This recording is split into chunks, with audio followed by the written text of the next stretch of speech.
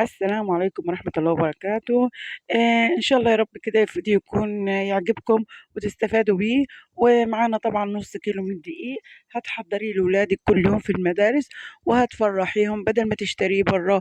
وكل حاجة غليت لازم نبقى اقتصاديين وموفرين، وفي بيتنا طبعا مفرحين ولادنا على طول بكل الحلويات وبكل حاجات حلوة يحبوها طبعا وبيشتروها. بدل ما نشتريها نوفرها على نفسنا ونفرح ولادنا بيها طبعا.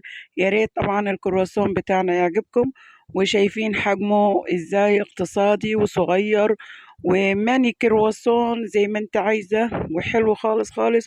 وطبعا ده كله مش مكلف ولا طبعا كلفنا اي حاجة، يعني هو مجرد اهم حاجة يكون عندك الدقيق موجود في البيت يبقى بيتك كله مليان خير بإذن الله.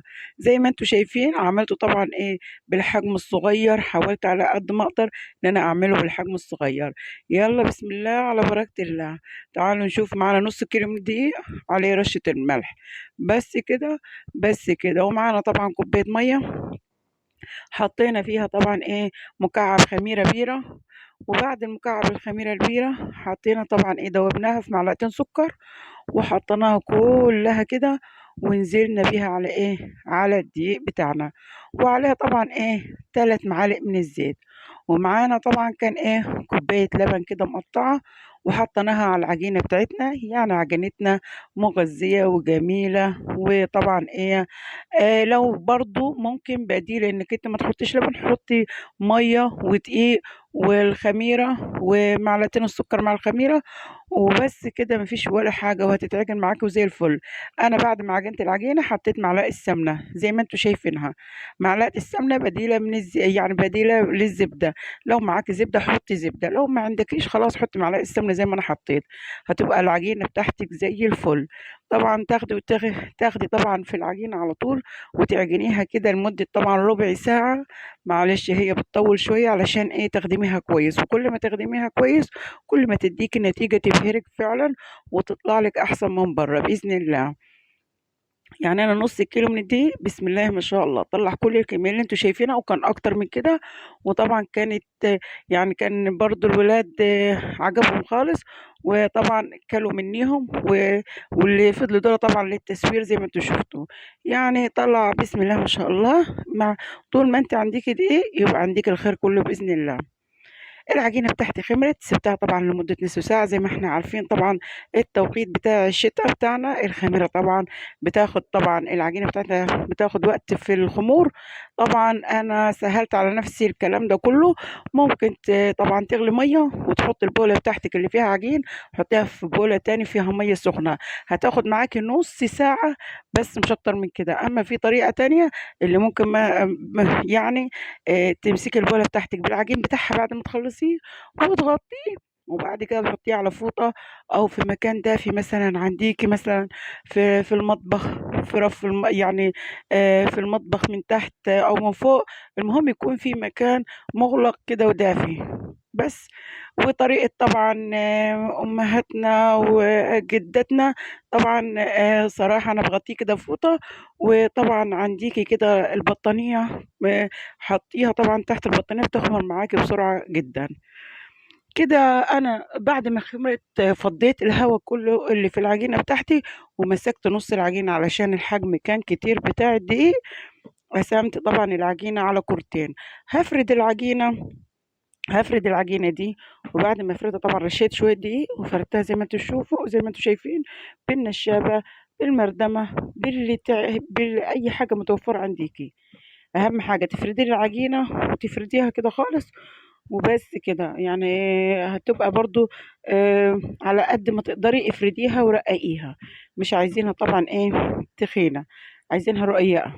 بعد ما تفرديها خالص معاك الحشوات زي ما انت تحبي. عندك جبنة، عندك الجبنة المتوفرة عنديكي ممكن تحطيها وتحطي لها مثلا فلفل زيتون اي حاجة. عندك برضو يعني شوكولاتة نوتيلا زي ما انا هحط حطي. عايزة تعمليها حادق اعمليها، عايزة تعمليها حلوة كده بالشوكولاتة حطيها علشان برضو ايه توفر عليكي بدل ما طبعا الولاد بيشتروها من بره طبعا ليه إن احنا نعملها في البيت وأوفر لنا وقت، وطبعا التوفير والاقتصاد ده مطلوب دلوقتي. كده هنشوف العجينة بتاعتي، كده هقسمها معاكي طبعا. القطاعة معاكي، مش معاكي القطاعة خلاص يا جماعة. السكين تمشي، أي بديل معانا ينفع يا جماعة. كده أنا قطعتها زي البيتزا، قطعتها مربعة. ومن المربع دي هقطع طبعا إيه، زي الشرايح كده زي ما انتوا شايفين. وهجيب طبعا معايا نوتيلا شوكولاتة. وهحشي طبعا ايه الكرواسون بتاعنا ده، او هنعمل منه باتيه. برضو باتيه حلو، يعني كل اللي هنعمله النهارده حلويات. يعني ان شاء الله مرة تانية هنعمل طبعا ايه بالجبن والحشوات المختلفة. انا هحط كده نوتيلا، وبعد ما احط النوتيلا خلاص كده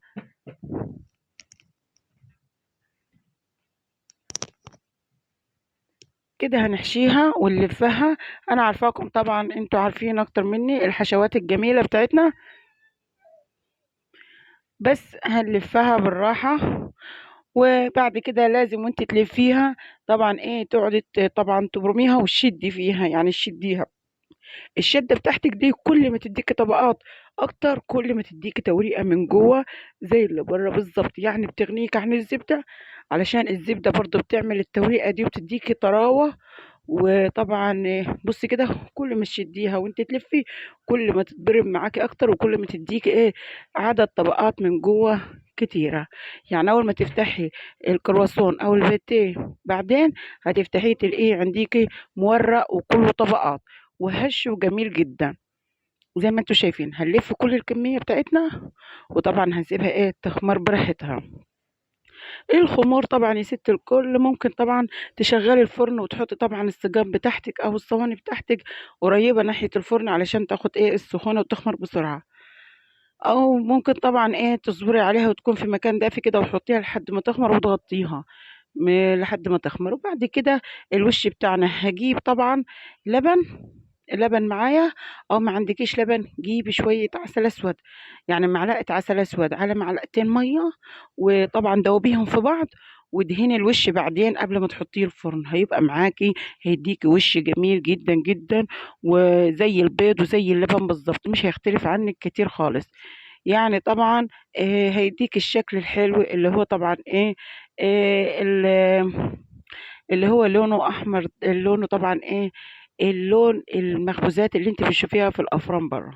بس ادي كل اللي معانا كده. الكرواسون بتاعنا خمر والباتيه بتاعنا خمر. عايزين ندهن وشه قبل ما نحطه طبعا في الفرن ويستوي ويدينا طبعا الشكل النهائي بتاعه. كده انا بدهنه معايا طبعا معايا لبن وبادهن بيه. زي ما قلت لك معاكي لبن حطيه، معاكي صفار بيضة ولبن حطي، معاكي معلقتين مية على معلقة عسل اسود حطي. اي حاجة من الحاجات دي هتديكي ان شاء الله الشكل النهائي بتاع الافران بالظبط. كده انا هدهن كله، وكنت مسخنة الفرن بتاعتي، وهحط الصواني بتاعتي في الفرن ونشوف الشكل النهائي بتاعه وجماله. زي ما انتوا شايفين كده الكرواسون. وطبعا كنت عملت صينية من الباتيه برضو طلعت تحفة وجميلة، وكانت اتاكلت. ان شاء الله دايما يا رب كده. ويا رب كده يكون الفيديو عجبكم. ما تنسوناش طبعا باللايك والشير للقناة. وطبعا ان شاء الله نلتقي في فيديو جديد، والسلام عليكم ورحمة الله وبركاته.